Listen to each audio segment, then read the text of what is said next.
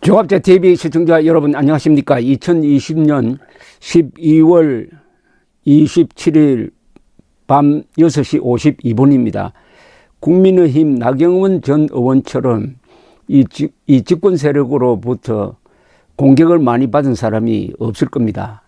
말로서뿐만 아니라 이 여러 단체가 나서가지고 터무니없는 내용의 고발을 한두 건이 한 게 아닙니다. 그런데 최근에 검찰이 고발된 사건 13건을 전부 불기소 처분을 했습니다. 13건입니다. 한번 생각해 보십시오. 한 건 수사하는데 불려다니기도 힘든데 13건을 고발당했는데 전부 다 불기소 받고 나서 나경원 전 의원이 페이스북에 이런 글을 올렸습니다. 얼마 전 24일 저와 관련된 고발건에 대하여 이승윤 중앙지검이 모두 불기소 처분했다며 진실의 승리요 추미애 검찰이 패배라고 썼습니다. 27일 오늘 페이스북에 올린 글입니다. 추미애 검찰이 진실과 사실 앞에 무릎 꿇은 것이다. 당연한 결론이다. 권력은 진실을 잠시 단합할 수는 있을지언정 진실을 이겨내지는 못한다. 이 수사를 시작한 동기 자체가 너무나 불순했고 불량했다. 동원된 외부 세력이 고발장을 남발하고 거기에 맞춰 민주당은 나경원 죽여라를 수도 없이 외쳤다. 요게 나경원 씨가 생각하는 이 말하자면은 공격하는 척의 구도입니다. 외부 세력이 정권에 의해서 동원되었다. 거기에 맞춰가지고 민주당이 나경원 죽여라를 수도 없이 외치면서 바람을 잡았다. 여기에 친여 언론이 가세했다. 여기에 검찰 수사가 들어갔다. 이런 구도죠.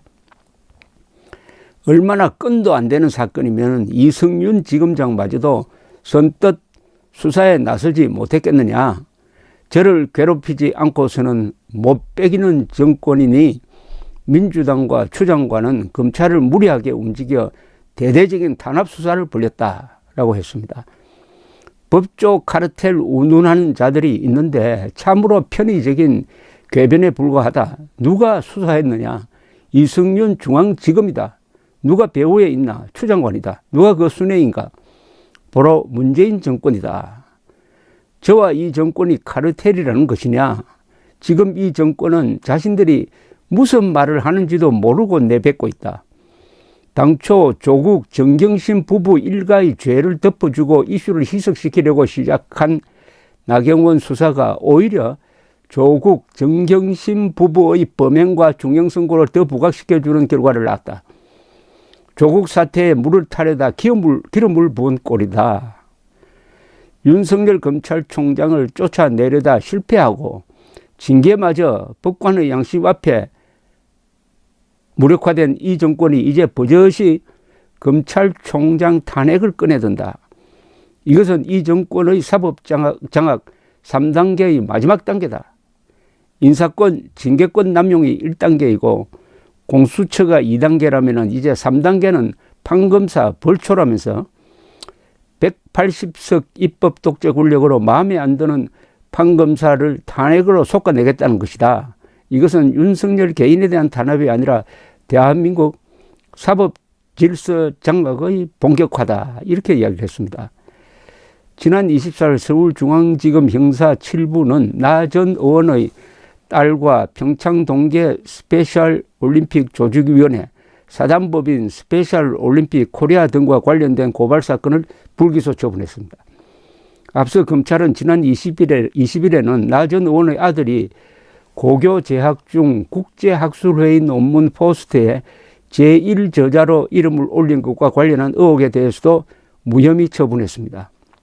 다만 김 씨가 제4저자로 등재된 포스트와 관련된 의혹은 형사사법 공조 결과 도착 때까지 시한부 기소중지 처분을 했습니다. 이로써 나 전 의원과 관련해 시민단체가 검찰에 고발하거나 경찰이 송치한 13건의 사건은 모두 불기소 처분되었습니다. 나 전 의원은 일각에서 원정 출산 음모론을 계속 제기하자 지난 23일 1997년 당시 임신부터 출산기간 동안에 대한 출입국 증명서와 서울대 병원에서 발급한 출생증명서까지 공개했습니다. 나 전 의원이 이날 공개한 문서에 따르면 그는 임신 기간 동안 출입국한 기록이 없고 서울대 병원에서 아들을 낳았다. 이렇게 확인할 수가 있습니다. 이 나경원 전 의원에 대한 이 터무니없는 음모론이랄까요. 이 고발 이런 내용에서 특징적인 것은 이분이 여성이라는 점을 약점으로 잡아가지고 하는 경우가 많습니다. 2011년 이 서울시장 보궐선거에 나왔을 때는 이 선동 세력이 나경원 전 의원이 피부과에 다녔는데 연간 1억 원을 냈다든지 하는 터무니없는 낭설을 붙들어 가지고 낙선에 중요한 역할을 했고 거기에 그치지 않고 미국에 원정 출산을 했다 하는 소문까지 붙들었습니다. 이게 다 나경원 전 의원이 여성 인물 약점으로 잡아가지고 한 것 아닙니까? 이게 더욱더 비열한 것인데 여기에 대해서는 한국 여성단체들이 나경원 의원이 아니라 여성을 위해서도 가만히 있으면 안 되는데 여성단체가 이 문제를 제기했다는 이야기는 제가 들어본 적이 없습니다. 지난 21일에는 나경원 전 의원이 서울대 병원에서 아들을 출산했다는 내용의 의사소견서를 공개를 했는데 이때 마침 자기 그 아들과 포옹하는 사진을 같이 페이스북에 올렸습니다. 오늘 아침 제 아들은 논산 육군훈련소로 떠났다. 엄마 된 사람으로서 당연히 훈련소 앞까지 바래다 주고 싶었지만 저는 지금 패스트트랙 재판으로 서울 남부지법으로 향하는 중이다. 라면서 이 의사소견서까지 올려가지고 틀림없이 내가 서울대 병원에서 출산했다는 것을 증명을 했는데 왜 그럼 일찍 이렇게 하지 않았느냐고 어떤 기자가 물었더니 이분 이야기가 이거 해도 안 믿는다는 겁니다. 이거 공개를 해도 또 이게 위조라느니 뭐니 해가지고 덮어씌우는데 자, 요사이 제가 우파 성향 사람들을 만나서 서울시장 후보에 대해서 이러쿵저러쿵 이야기가 나올 때 나경원 전 의원 이야기를 꺼내면은 우파 성향 사람들조차도 나경원 전 의원은 세평이 안 좋다. 특히 여성들에게 인기가 없다. 이렇게 이야기를 하는 거예요. 그래서 제가 뭘 가지고 그렇게 이야기하느냐 하면은 지금 이렇게 뜯어오는 소문을 가지고 이야기를 합니다. 소문이 아니라 완전한 낭설이고 혹세무민하는 음모인데 이걸 가지고 이야기해요.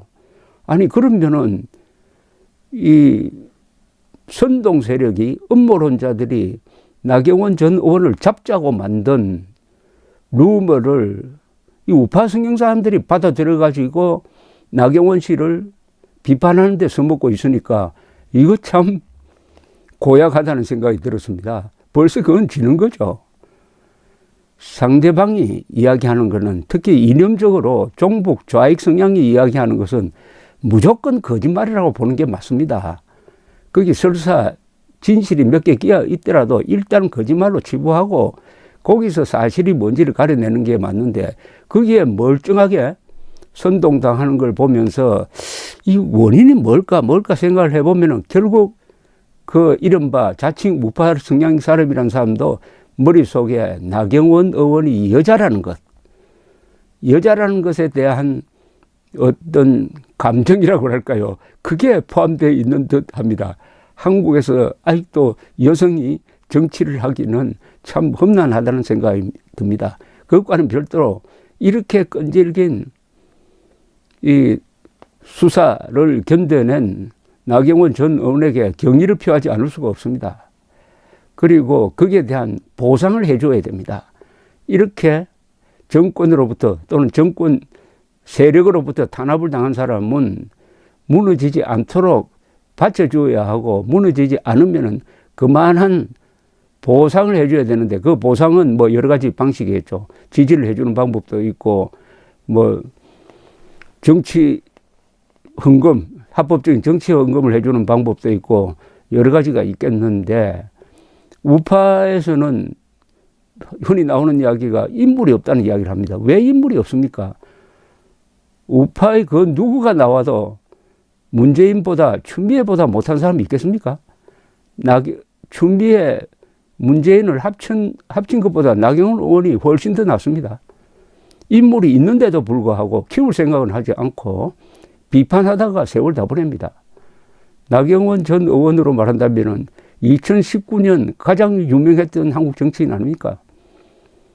문재인 대통령을 향하여 김정은의 수석 대변인 역할 그만했으면 좋겠다고 국회에서 명연설을 했고 광화문에 나와가지고 항상 10분짜리 연설을 하면서 그렇게 국민들을 속 시원하게 했으나 지난 총선 때 이 광풍이 불어가지고 낙선했다. 그럼 그걸로 끝이냐? 이분은 다행히 낙선해도 잊혀지지 않는 정치인입니다. 낙선해도 잊혀지지 않는 정치인은 그만한 저력을 갖고 있다는 거죠. 나경원 의원의 저력은 논리적이고 말을 잘하고 그다음에 용모가 깔끔하고 한 것일 뿐만 아니라 무엇보다도 이분이 영악한 사람입니다. 영악하다는 말은 비판적으로 쓰일 때도 있는데 저는 좋은 의미로 씁니다. 영리하고 악착 같다는 겁니다. 영리하고 악착 같아야 됩니다. 지금 이 극좌 운동권 세력과 싸우는데 영리하고 물으면 되겠습니까? 영리하고 악착 같아야 됩니다.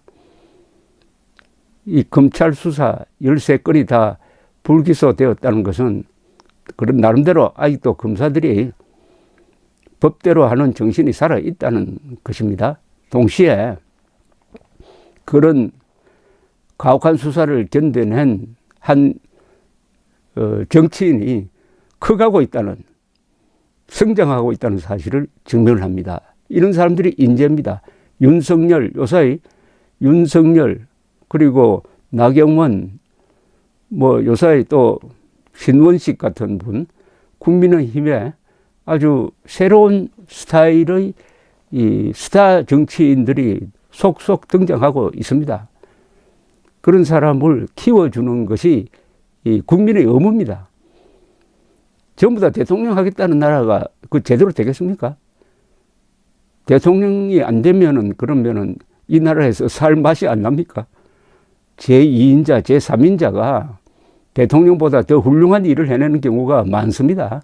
그렇게 하려면은 국민들이 키워줘야 합니다. 리더십보다 더 중요한 것은 좋은 사람을 밀어주는 팔로우십입니다. 감사합니다.